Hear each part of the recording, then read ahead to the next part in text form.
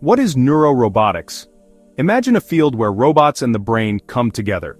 That's neurorobotics, a discipline at the intersection of neuroscience and robotics. Its goal is twofold. On one hand, to use the principles of how the brain works to create more intelligent robots, and on the other, to use robots as tools to better understand the brain. In neurorobotics, there are two main approaches. The first is neuro-inspiration.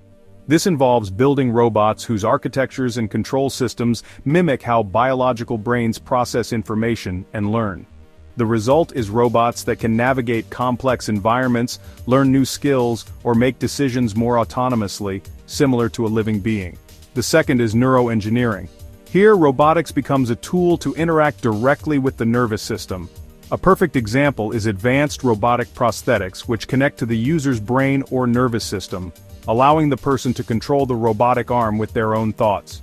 In this area, Elon Musk's company, Neuralink, is developing brain implants to treat neurological diseases and enable direct communication between the brain and computers.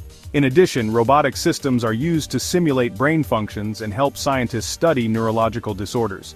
In short, neurorobotics isn't just about building machines. It's a field that seeks to unite biological intelligence with artificial intelligence to create robots with more advanced cognitive abilities, and, in turn, to use those robots to unravel the mysteries of the human mind.